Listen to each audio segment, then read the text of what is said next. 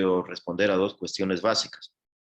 Primero, si es posible que un juez, al momento de aplicar la ley o las normas jurídicas, pueda ir más allá de lo que dicen las normas jurídicas y de alguna manera imponer su particular punto de vista.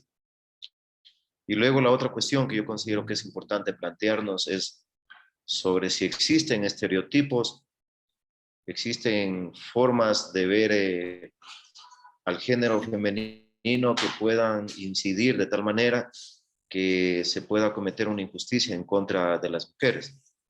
Yo creo que para responder a la primera cuestión debemos considerar que inicialmente se creía que el juez cumple una labor de subsunción mecánica de la norma a los hechos o de los hechos a la descripción que había en la norma.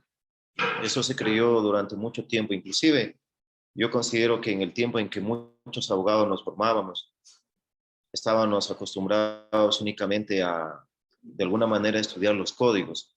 Sin embargo, esa realidad ha cambiado desde hace mucho tiempo atrás.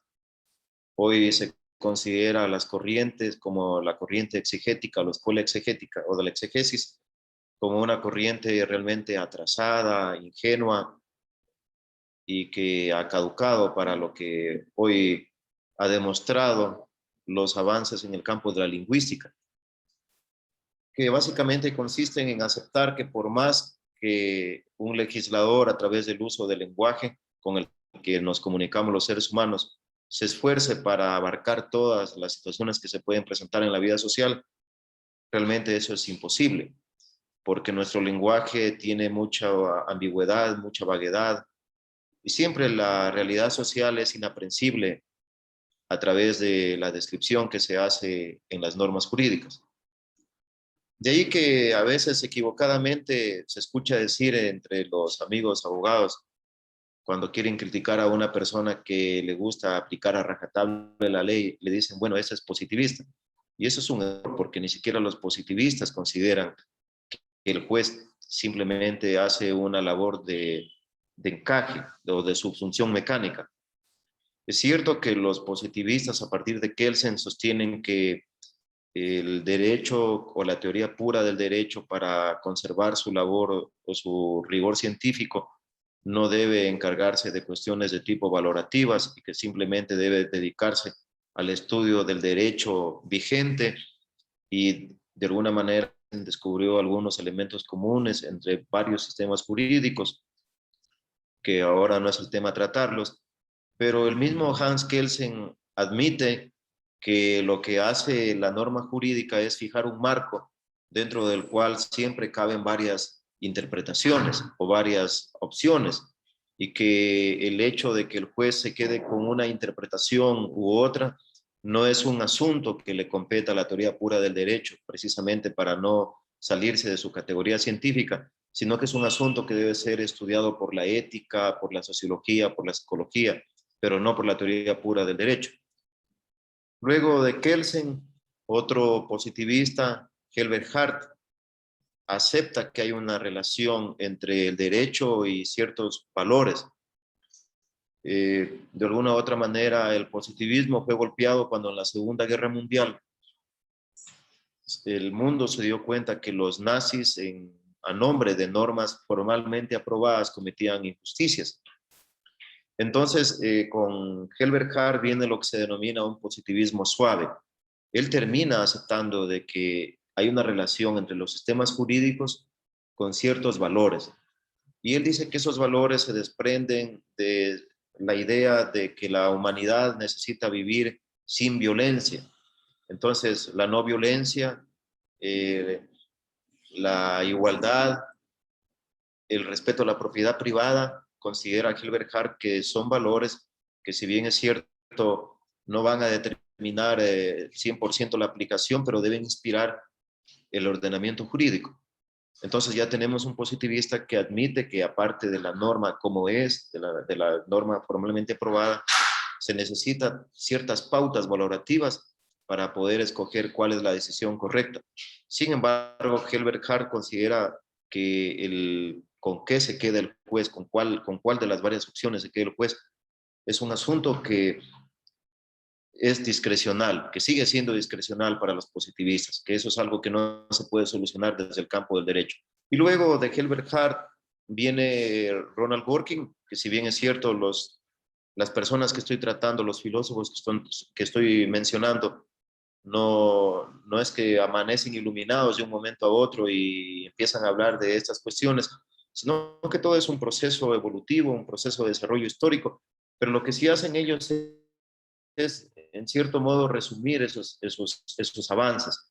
Entonces luego viene Ronald Dworkin, que es el sucesor de Hart en Oxford, es just naturalista, y él sostiene de que sí es posible dentro del marco del derecho elegir una respuesta correcta para evitar la arbitrariedad. Entonces él habla de la existencia de principios, que son principios que se derivan de las prácticas anteriores que se dan en el lugar donde se viene aplicando la norma, y que esos principios son los que deben inspirar al juez para quedarse con la respuesta correcta. Básicamente, ese es en resumen el proceso evolutivo que ha seguido la filosofía del derecho y la hermenéutica jurídica durante muchos años. Pero ¿por qué es importante mencionar esto? Porque esto nos lleva a aceptar la idea de que si el juez, y eso es aceptado como vengo anotando por varias corrientes filosóficas y por varios filósofos, si el juez siempre tiene la posibilidad de escoger entre opciones, es natural que un juez, por ejemplo, que tenga alguna tara de carácter machista, que tenga algo de racismo o políticamente tenga una afinidad por una ideología política extrema, naturalmente que se va a querer quedar con alguna de esas opciones que van con esa mentalidad. Por eso es que ustedes ven que ahora al menos para elegir a un juez vienen pruebas de carácter psicológico y naturalmente tiene que venir una formación de carácter filosófico. Eso permite pulir los anteojos conceptuales que tienen los jueces para que la ciudadanía, para la sociedad, se asegure que va a contar con jueces que naturalmente van a plasmar la idea de justicia partiendo de los avances del derecho y no desde sus taras o de sus particulares modos de ver el mundo que pueden de alguna manera incidir. Entonces, en ese proceso evolutivo, Helbert Hart sostenía que hay casos fáciles y casos difíciles. Naturalmente, todos los días los abogados, los jueces, nos encontramos con esos casos fáciles, donde naturalmente que se aplica la subsunción, de alguna manera se aplica el método deductivo, no hay ningún problema en aplicar ahí la lógica formal, pero hay otros casos, los casos difíciles, en donde no es tan fácil tomar una decisión porque ese marco normativo no permite apuntar con facilidad a cuál es la respuesta correcta y el juez tendrá que hacer una labor de argumentación basada en principios, basada en jurisprudencia, basado en doctrina, tanto así que nuestro Código Orgánico de la Función Judicial señala que el juez tiene que inspirarse en los principios y en la doctrina, principios generales del derecho. Y si hacemos una revisión de lo que dice nuestro Código Orgánico Integral Penal, en los considerandos, en la exposición de motivos, la exposición de motivos número 4, se señala ahí que la Asamblea Nacional tuvo que hacer una reforma integral de todos nuestros códigos. Recuerden que se cambió el Código de Procedimiento Penal, el Código de Ejecución de Penas, el Código Penal mismo, que es donde están tipificados los delitos y donde se encuentra la parte general que abarca la teoría general del delito. Todo eso se tuvo que cambiar, dice en esa parte de la exposición de motivos, porque mientras en otras sociedades fueron los jueces a través de inspirados en la doctrina, en la jurisprudencia, que han permitido evolucionar su derecho de esos países. Sin embargo, dice exactamente nuestro Código Orgánico Integral Penal que esa labor ha sido fallida aquí en el Ecuador. Y entre los argumentos que señalan de por qué fue fallida es nuestra cultura extremadamente legalista, ¿sí? Que no nos apartamos de la ley. Y cuando no nos apartamos de la ley, a veces lo que hacemos es también optar por una opción filosófica que, como les vengo diciendo, hoy se considera caduca, anticuada y que realmente ha sido desechada, como es la escuela de la exegesis. Tanto así que hoy vemos que en todos nuestros códigos, en el Código Orgánico Integral Penal, se habla de principios, principios de la prueba, los principios que están al inicio del Código Orgánico Integral Penal, que de alguna manera son claves hermenéuticas que nos están diciendo, señores jueces, cuando ustedes tengan un caso difícil, cuando tengan varias opciones, tienen que inspirarse en esos principios. Cuando se habla de mínima intervención, de duda a favor del reo, etcétera, etcétera, etcétera. O inclusive cuando en la parte donde se regula la prueba, se habla de que los jueces deben asegurar la igualdad material y la igualdad formal. Entonces, ya cuando hablamos de igualdad formal, de igualdad material, tenemos que inspirarnos en principios que están en la Constitución. La igualdad material significa, bueno, los principios tienen una existencia interna y externa. La interna significa que son producto de una evolución histórica y la externa significa que son exigibles porque son normas jurídicas que no tienen una estructura normativa, pero son normas jurídicas. Entonces, cuando un juez debe sujetarse a un principio, no es que está haciendo un favor personal a nadie o que está demostrando que ha estudiado hermenéutica y filosofía y quiere sacar una sentencia bonita. Lo que está haciendo es una labor de aplicación de normas jurídicas que no tienen estructura normativa, que tienen peso, pero son normas jurídicas, que son abiertas, pero son normas jurídicas que deben aplicarse. Y eso permite, por ejemplo, a nosotros nos ha permitido solucionar problemas cuando vemos que una parte en el proceso se ha mostrado débil, porque así es la vida, hay personas que no se pueden defender bien por falta de recursos. Y si tenemos una norma que dice que nosotros debemos asegurar la vigencia del principio de igualdad material en la producción de la prueba, naturalmente que tenemos que tomar las medidas para corregir esas desigualdades en cuanto sea posible y en cuanto no vayamos al extremo de generar un disfuncionamiento en el sistema penal, por ejemplo. Entonces, eso es lo que dice el Código Orgánico Integral Penal. Y a muchos les ha de parecer o les podría parecer una herejía lo que les estoy diciendo, porque dicen, bueno, en materia penal tenemos que hacer una interpretación restrictiva, no podemos hacer interpretación extensiva. Pero hay un libro de la Escuela Judicial de Colombia, Rodrigo Lara Bonilla, en donde se señala, es un libro de teoría del delito, con el que capacitan a los jueces de allá, donde se señala que los jueces en el campo de la tipicidad también estamos enmarcados dentro del paradigma de la argumentación jurídica, de tal manera que inclusive cuando hablamos de tipicidad no hacemos la simple subsunción mecánica, sino que tenemos que optar entre opciones porque ese lenguaje que utilizamos es insuficiente para de alguna manera plasmar la realidad jurídica y dice ese libro, entramos en el fascinante mundo de la argumentación jurídica y de la creación del derecho. Y así es. Habrán casos, yo recuerdo en alguna ocasión, alguien mencionaba un caso de un fiscal que decía que no formulaba cargos porque el tipo penal hablaba de armas en plural. Y decía, si es armas y a este pobre hombre le encuentran simplemente una metralleta, no encaja exactamente la descripción de lo que dice el tipo penal con la realidad que le llevan al fiscal. Y bueno, y a cualquiera con un poquito de sensibilidad jurídica y de decencia, le va a asomar que esa interpretación que estaba haciendo el fiscal es una interpretación absurda. O sea, que este fiscal, con esa forma exegética, anticuada y absurda, si le llevan un pobre hombre con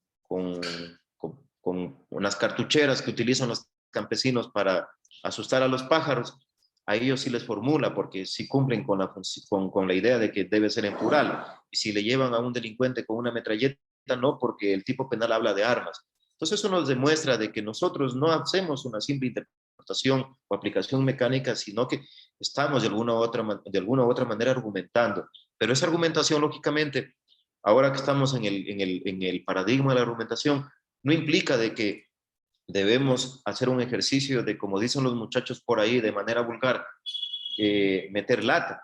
Debemos inspirarnos, como dice Ronald Dworkin, en principios, en jurisprudencia, en lo que ha ido creando la práctica del lugar donde ejercemos nuestra labor, porque no es, como digo, un simple ejercicio de retórica.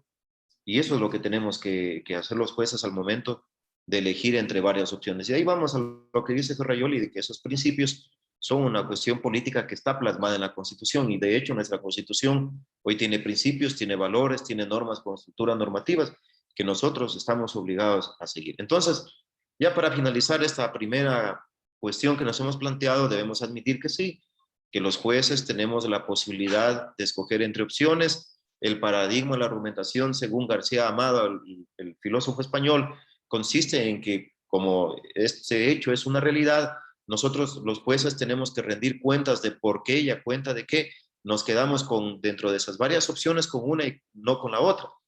Porque aparte de que en el tema normativo siempre vamos a encontrar opciones, en el tema fáctico, cuando hablamos de con qué hecho nos quedamos, ustedes saben que si alguien quiere puede decir, no, no era una camioneta verde, era una camioneta negra, o no era negra, era verde oscuro, y nos quedamos con hechos.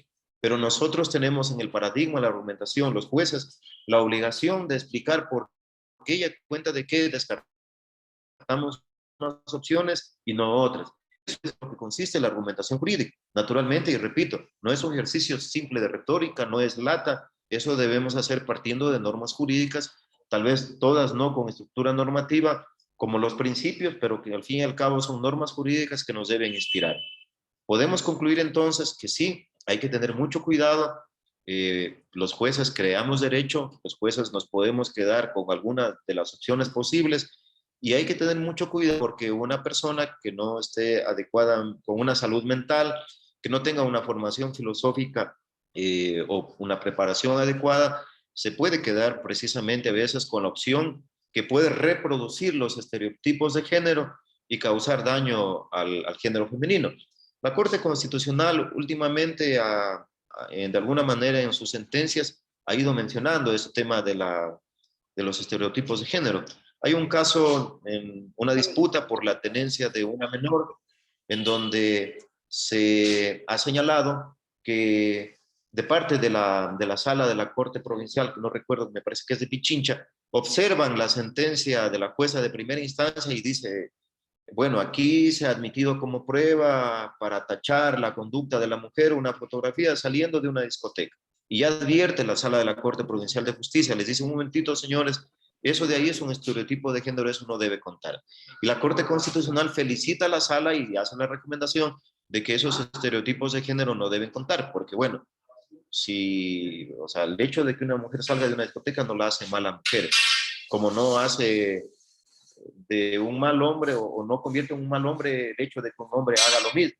Y eso no debe contar al tema de la disputa de la tenencia.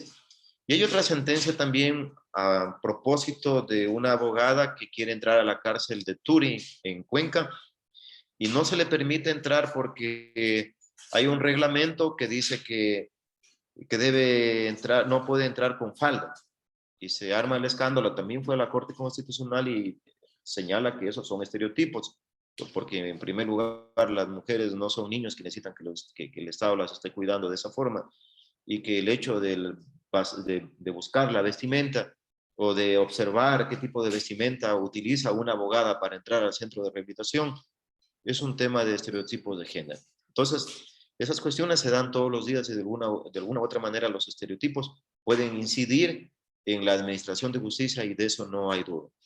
Y la otra cuestión que yo creo que es importante plantearse es lo relacionado a si nosotros como sociedad podemos tener impregnado en el interior de nuestra parte subconsciente comportamientos o esquemas acerca de las mujeres o acerca del género femenino que nos puedan llevar a cometer injusticias.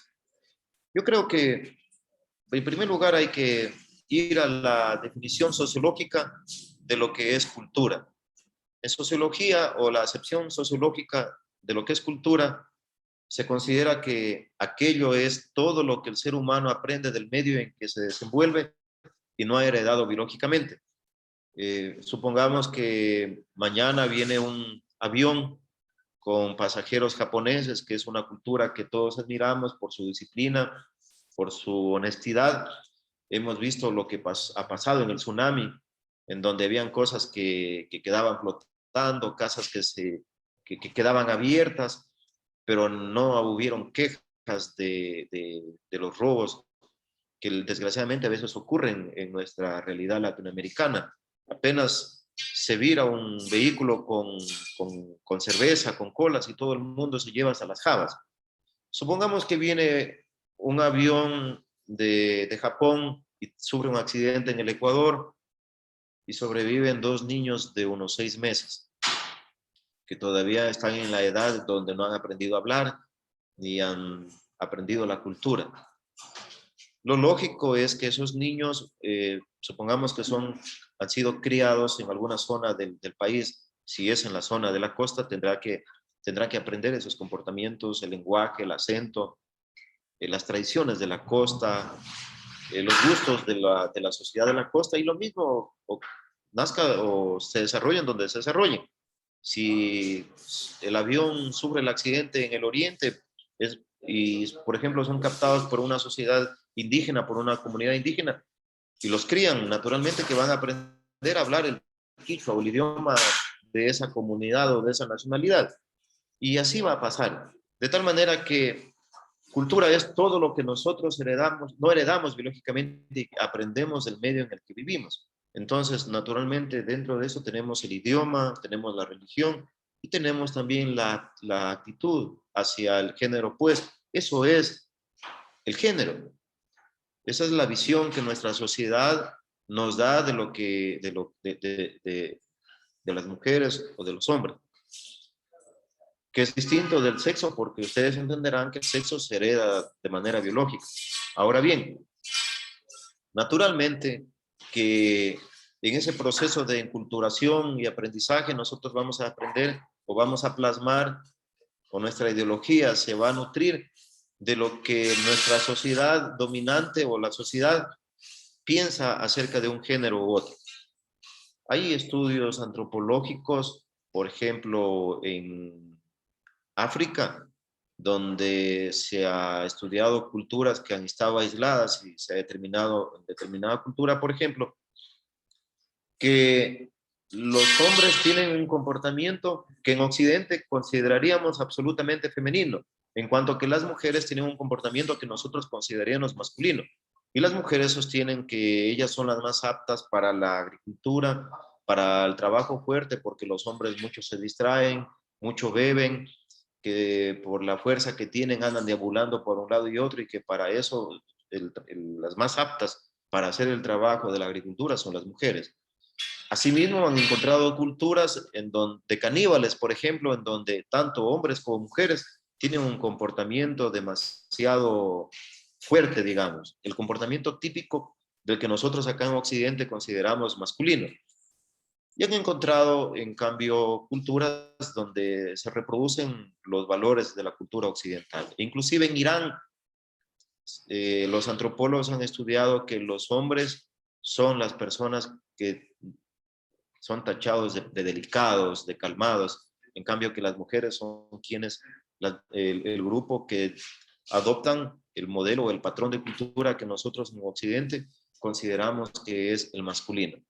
De tal manera que la antropología, la comparación de esas culturas nos permiten afirmar que nosotros aprendemos esos valores dependiendo de dónde nacemos, dependiendo de dónde se produce ese proceso que se denomina enculturación, y que lo que nosotros opinamos del género opuesto, ¿sí?, de las mujeres o de los hombres, no es un asunto que se ha heredado biológicamente, sino que es una creación de la sociedad. Ahora bien, nosotros en nuestro país, naturalmente que estamos rodeados de muchos prejuicios. Consideramos siempre que quien tiene que tener la iniciativa, quien tiene que ser el proveedor de la casa, quien tiene que ser el hombre fuerte, quien no debe llorar, es el hombre.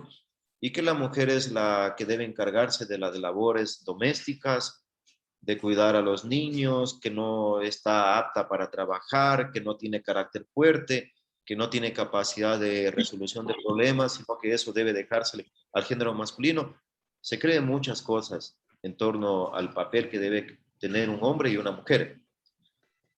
Entonces, el hecho, respondiendo a la segunda cuestión que nos hemos planteado, sí, debemos aceptar, sin lugar a dudas, que hay estereotipos, que nuestra sociedad tiene estereotipos en relación a las mujeres, que de alguna u otra manera pueden incidir en que, en relación con la primera pregunta que ya contestamos, cuando un operador jurídico tenga que quedarse con una opción o con la otra, pueda incidir y pueda generar una afectación al principio, por ejemplo, de igualdad en no tomar medidas adecuadas, por ejemplo, para amparar a una mujer. Y eso ha sido ya observado incluso por la Corte Interamericana, en el caso Algodoneros, por ejemplo. La Corte Interamericana hace una observación al Estado de México y le dice que tiene que capacitar a los agentes del sistema penal en temas de género, porque se pierden las mujeres y lo que primero que hacen ellos es decir, bueno, lo que pasa es que tal vez se salieron con su novio, andan de farra por ahí y no hacen nada en los primeros momentos de la desaparición. Y por eso ahora estamos viendo de que hay verdaderos protocolos en casos de desaparición. No tenemos que estar esperando tiempos de como antes ocurría, que se decía que hay que esperar un tiempo, no. Se aplican o se activan los protocolos de manera inmediata precisamente para ir tomando medidas en contra de esos estereotipos, por un lado. Por otro lado, es importante ahora mencionar en lo personal cómo he captado que esos estereotipos se presentan en el proceso, aparte de lo ya, se presentan en el sistema de justicia, aparte de lo ya mencionado con relación a la Corte Constitucional, a lo que ha dicho la Corte Constitucional en los dos casos que mencioné, o en el caso algodonero, nosotros hemos observado, por ejemplo, que en el tema de delitos sexuales hay muchos estereotipos. Por ejemplo, estereotipos relacionados a la idea de que las mujeres mienten. Es decir, que partimos generalmente de la idea de que no hay que creerles porque a veces por resentimiento pueden estar mintiendo. Hay estereotipos en relación a cómo se producen las infracciones, a la idea de que si no se defendió es porque quiso tener una relación voluntaria y que si no hubo una defensa heroica de su honor o de su dignidad, no hay violación. O estereotipos como la idea de que si es su pareja estable o es su esposo, tiene derecho a tener relaciones sexuales porque ella tiene que cumplir con su labor de pareja. Esos son estereotipos que generalmente se presentan en el sistema penal.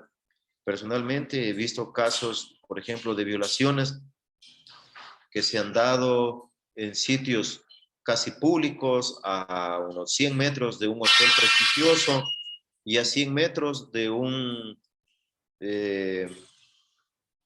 cuartel policial, de día claro a las 12 del día. Y son casos que yo les menciono que considero emblemáticos porque ha sido el procesado un violador en serie y se ha corroborado la agresión sexual con ADN. Entonces no hay duda de que ahí se produjo un caso efectivo de violación. Y estamos hablando de una víctima que fue amenazada simplemente con un esfero.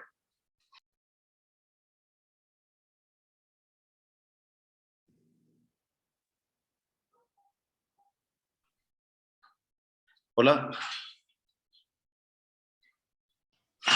Le escuchamos, doctor. Sí, es una víctima que producto de la agresión reconoce ella que ella mismo tuvo que bajarse los pantalones. Entonces yo me imagino un caso de estos presentados con los estereotipos sería más o menos así un alegato, es decir, ¿cómo van a decir que mi cliente ha violado a la supuesta víctima si ella misma se bajó los pantalones, si apenas se utilizó un esfero para amenazarla, si fue en un lugar prácticamente público, porque estamos hablando de que es a 100 metros de un OPC y a 100 metros de un hotel? Pero la práctica nos enseña que esos son solo estereotipos, porque en ese caso, repito, se trató de un violador en serie que luego se cotejó el ADN de él con otras muestras que se habían dejado de otras violaciones y se corroboró que efectivamente era una violación, aparte de que la joven era una joven extranjera de unos 18 años, perteneciente a una corriente religiosa. No había la menor duda de que era una violación. Pero si eso hubiese ocurrido, por ejemplo, en una relación entre amigos, compañeros de la universidad, yo me imagino, otra vez repito, el alegato, ¿no? ¿Qué diría el abogado? Decía, ¿cómo va a creer que la va a amenazar con un esfero? ¿Cómo va a creer que ella misma se baja los pantalones? Pero esas cosas ocurren. Ocurren también en casos corroborados con violadores en serie, como algún caso que nosotros tenemos detectado y lo tenemos también considerado como un caso emblemático, el que en una ocasión una víctima cuando daba el testimonio anticipado tenía una sonrisa y era un tic nervioso. Tanto así que el defensor público en los alegatos pidió que le pongan la pena mínima a su defendido porque él consideraba que si no hubiese sido porque el mismo procesado admitió su participación, era muy difícil que con el testimonio sonriente de la víctima se pueda lograr una condena. Y es otro estereotipo, porque generalmente los abogados dicen, no, si aquí la señorita no tiene estrés postraumático, no tiene ansiedad, la señorita no se ha intentado suicidar, no se ha cortado los brazos, y las cosas no son así, porque son estereotipos, cada persona reacciona de manera diferente, algunas personas reprimen, algunas personas tienen una capacidad de recuperación, o algunas personas simplemente reprimen su dolor hasta que luego de años o de meses empiezan a sentir el sufrimiento. Pero en el caso en el que al que yo me refiero, era un caso también de un violador en serie, que aparte que admitió su participación en el delito, nosotros verificamos que luego de cometer la agresión aquí en Loja fue a Guayaquil, hizo otra agresión a otra señora o a otra víctima y anteriormente ya tenía otro proceso por otra agresión. Entonces, yo les estoy hablando de casos de violadores en serie que efectivamente nos permiten a nosotros corroborar lo que dicen los libros acerca de los estereotipos, acerca de cómo debe ser una violación, acerca de que debe exigirse como prueba una resistencia heroica de la víctima, o que la víctima haya quedado gravemente afectada y esas cosas, y realmente no son así.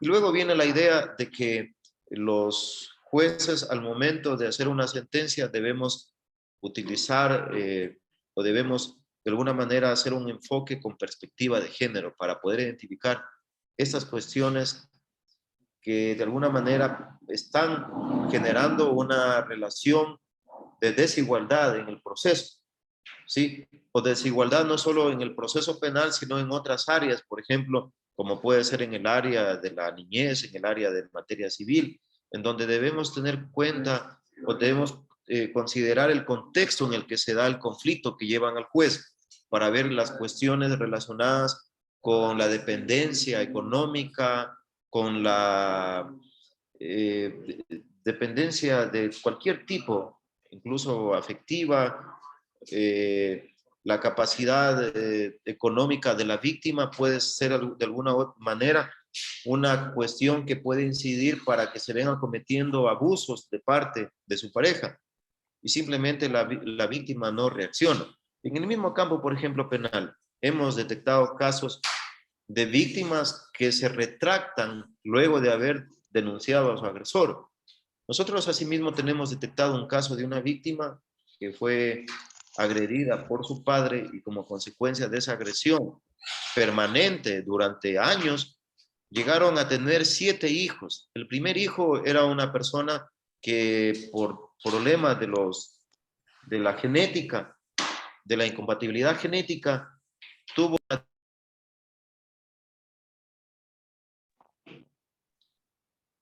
tuvo una discapacidad del 100%, y los otros jóvenes eran personas que estaban estudiando normalmente en el colegio. Esa víctima de su propio padre se atrevió a denunciarlo y ocurrió que cuando fue a la etapa de juicio, esa víctima se retractó y dijo que simplemente denunció porque ella estaba entretenida con otra persona y esa persona le dijo que denuncie, pero que en realidad su padre nunca la había obligado, que ella quiso estar con ella voluntariamente.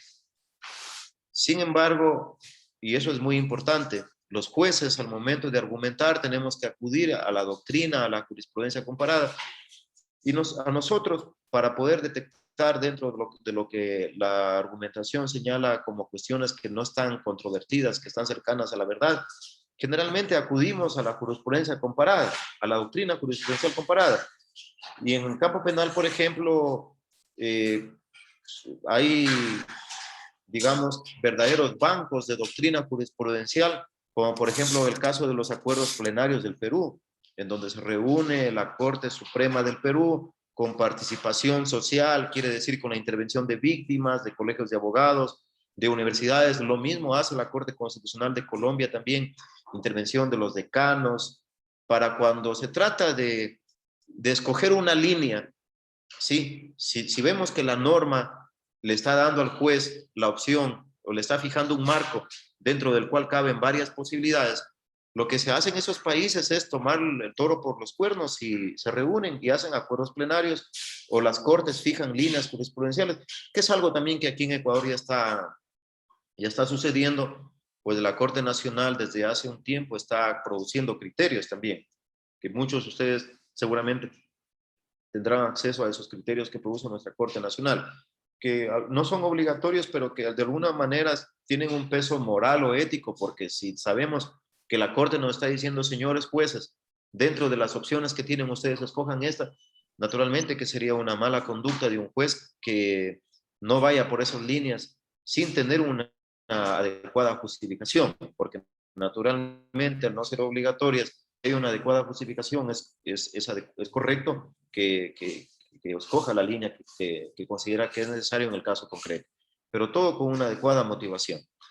Entonces, en los acuerdos plenarios del Perú se regula sobre cómo debemos los jueces actuar cuando hay, por ejemplo, un caso de retractación de la víctima y nos manda a averiguar o a tener en cuenta los contactos que haya tenido la víctima con el agresor y la dependencia económica o cómo afecta el hecho de haber denunciado a su agresor, ¿sí? Para ver si eso explica la retractación. Y efectivamente, eso salió en el juicio de manera espontánea de la víctima, porque la víctima dijo espontáneamente, repito, y perdonen la redundancia y la insistencia, dijo en el juicio, lo que ocurre es que yo tengo mis hijas estudiando y desde que él está preso no tengo quien me dé para la comida. Y las niñas tienen que luego del estudio tienen que ir a trabajar en el campo como hombre para poder tener y ya no nos alcanza el dinero. Entonces yo quiero que este asunto se solucione por las buenas. Y también espontáneamente, porque nadie tenía en cuenta estos criterios creados por los acuerdos plenarios del Perú, esta doctrina peruana, que recomendaba también que hay que tener en cuenta los contactos que pudo haber tenido la víctima con los parientes o la persona que está defendiendo al agresor. Y ella, asimismo, de manera espontánea, reconoció que a partir de que él está preso, los hermanos de él que llegaban a ser tíos de ella, han tenido contacto, les han estado ayudando de alguna manera y esas cosas. Entonces, ahí el tribunal, y eso es de manera general para todos los delitos, hablando de los juicios orales en materia penal, cuando al tribunal, siguiendo la técnica adecuada, se le justifica que la víctima antes dio una versión sin juramento y luego está dando otra versión con juramento, pero al fin y al cabo, eso se prueba en la etapa del juicio, que hay esas dos versiones, entonces el juez tiene la posibilidad de quedarse con cuál de esas dos versiones o con la versión de aquellas que esté o aquella versión que esté debidamente corroborada con el conjunto de la prueba. Y en este caso era evidente que se trataba de una retractación falsa, que todo dependía del hecho de que la víctima no contaba con recursos económicos para poder seguir manteniendo a la gran cantidad de hijos que tuvo con su padre. De tal manera que cuando hablamos de perspectiva de género, cuando hablamos de argumentación jurídica, debemos tener en cuenta eso. Un juez puede tener ahí la opción de decir, bueno, aquí no ha pasado nada. Si es un juez de la escuela exegética, puede decir, bueno, aquí simple y llanamente la señorita vino y se retractó y nosotros, como tenemos un juicio oral y lo importante es lo que se diga aquí en el juicio oral y ella dice que no ha pasado nada, se terminó el juicio y cada uno se va a su casa. Pero esa es solo una opción. Y la otra opción es actuar con perspectiva de género y tomar en cuenta cómo pudo haber incidido esa relación de poder, esa falta de recursos económicos de ella, la autoridad de padre sobre la hija al momento de iniciar la relación para determinar de si ese hecho fue un hecho, una violación o esas relaciones fueron consentidas o fueron producto de una agresión de tipo sexual. Naturalmente que el tribunal concluyó, porque aparte de lo que les vengo anotando, la víctima en su momento inicial había declarado que el papá cuando hubo la primera relación la golpeó y que luego la golpeaba en el campo y esas cosas. Entonces nosotros llegamos a la conclusión de que no era algo voluntario, que esto fue producto de un sometimiento y un abuso de la autoridad de padre hacia la hija. Eso es el tema de la perspectiva de género. Y eso es lo que los jueces debemos tener en cuenta. Y eso es también lo que los litigantes deben considerar. Porque por algo nosotros estudiamos técnicas de litigación oral. Las técnicas de litigación oral no se explican en un paradigma exegético. Porque si simplemente el juez aplica la norma de manera mecánica, entonces, ¿para qué preparamos una teoría del caso? Que es una técnica para, de alguna manera, presentar el caso para que el juez se quede con mi visión, con la forma en cómo yo presento el caso y no con la forma en que presenta el caso la parte contraria. Entonces, explicamos la necesidad de estudiar técnicas de litigación oral es a partir de los avances de la lingüística, a partir del paradigma de la argumentación que parte de la idea de aceptar que el juez siempre tiene un marco dentro del cual cabe varias interpretaciones y que el juez debe escoger con cuál interpretación se queda de los hechos que le llevan al caso, y el trabajo de los litigantes es saber presentar bien su teoría del caso para que se quede con la teoría o con la visión que ofrece ese defensor y no el otro, por ejemplo. Eso yo creo que en relación a este tema tenemos todavía unos minutos, pero a mí me gustaría más que estos minutos que nos hacen falta, sea para que conversemos, para que intercambiemos criterios. Yo siempre trato de venir a hablar aquí de casos.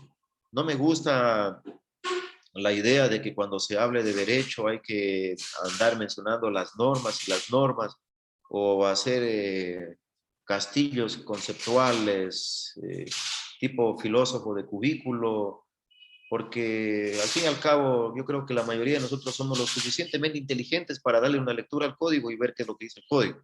Pero lo que se trata aquí sí es de transmitir más bien lo que pasa, lo que se está plasmando en la realidad, en la vida práctica, porque para mi modo de ver la mejor manera de estudiar derecho, como cuando se aprende un idioma, no es memorizándose un código, ni memorizándose un diccionario, ni el método de aprender el idioma, sino como hacen los niños, solucionando desde los primeros momentos problemas concretos de comunicación, cuando se aprende a decir papá porque necesita afecto, o teta porque necesita qué comer. En el derecho es lo mismo. Aprendemos derecho hablando de casos, cómo se solucionan estos casos y qué herramientas se solucionan o se utilizan para solucionar esos casos. Entonces yo les voy a dar paso a los anfitriones para ver qué está sucediendo con las preguntas. Muchas gracias y una excelente exposición, doctor José. Como primera pregunta nos indican cuál sería el rol del Poder Judicial al abordar los estereotipos de género nocivos. Bueno, es lo que les vengo diciendo, ¿no? En primer lugar, tenemos que estar conscientes de que los estereotipos existen, que la cuestión relacionada al género no es un tema que se hereda biológicamente, sino que son creaciones culturales, y que esos estereotipos están ahí y están generando una situación de desigualdad, de discriminación hacia las mujeres. Y debemos tener en cuenta entonces que al momento de aplicar la norma, de hacer la interpretación de la norma, debemos tener en cuenta esas relaciones de poder para poder, perdonen la redundancia, con nuestra actuación, ir generando una sociedad más justa, porque nosotros cumplimos como jueces una función creadora del derecho, y ese derecho judicial que creamos al momento de hacer las normas jurídicas debe ser un derecho que sea realizado en clave de género. A través de Facebook Live, Fernando Ortega nos dice, el juez no puede crear arbitrariamente derecho. ¿Cuál es su opinión al respecto? Claro, así mismo es. Eso es lo que dicen, es lo que dice, por ejemplo, Ronald Dworkin. Ronald Dworkin dice, Ronald Dworkin defiende la tesis de que el juez no tiene una discrecionalidad absoluta, sino que él dice que el determinar cuál es la respuesta correcta, él habla del principio de corrección. ¿Cuál es la respuesta correcta que va o que debe dar el juez? Es un asunto que deben hacer de las normas jurídicas. Por eso es que Ronald Dworkin dice, ahí están los principios. Ahí están los principios, y el juez debe hacer como que está escribiendo una cadena en novela, en donde un juez escribe un capítulo, el otro escribe un capítulo. Naturalmente que el segundo juez va a tener un ámbito, un espacio para la creación, pero naturalmente no puede ser arbitraria, porque debe respetar la línea que viene de atrás, y eso es lo que tenemos en los jueces. Por eso es cuando yo les digo que cuando tenemos que escoger entre opciones, acudimos a la doctrina, a la jurisprudencia, a qué ha resuelto la sala anteriormente, nosotros mismos, guardando el principio de coherencia. Un principio que se menciona por ahí también es el principio de inercia. A propósito de que cuando nos quieren evaluar a los jueces, a veces mucha gente dice, no, es que está cogiendo la misma plantilla. A veces yo digo, no, si las cosas son similares, con el principio de inercia, el juez tiene la obligación de seguir siguiendo la misma línea. No es que por cuestiones de evaluación del desempeño va a cambiar su criterio. Eso se llama principio de inercia.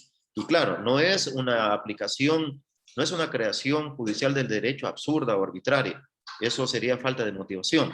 El juez siempre tiene que hacer argumentación jurídica basado en las fuentes del derecho, en principios, en doctrina y en lo que hemos estado hablando ya insistentemente. Muchas gracias.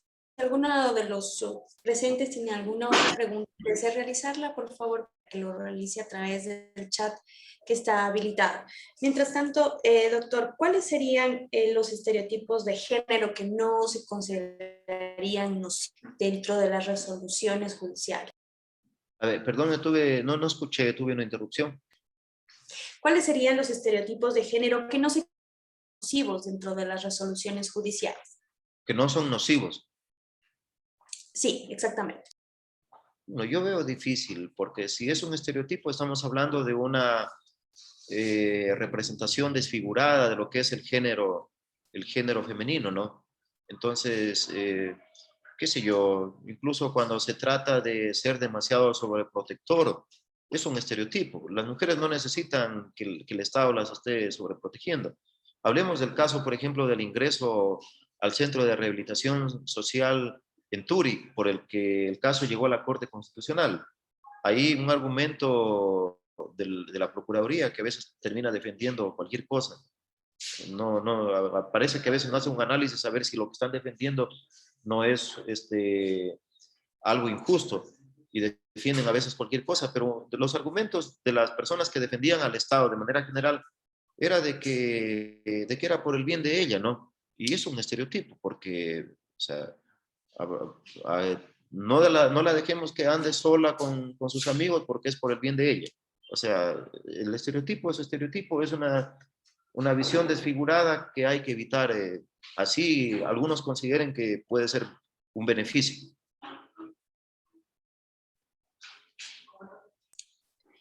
Muchas gracias por las respuestas que nos ha dado, doctor José Álvarez. Hasta el momento no tenemos ninguna otra pregunta. Si es que hay alguna otra pregunta, por favor, que se pueda realizar en este momento a todos los asistentes.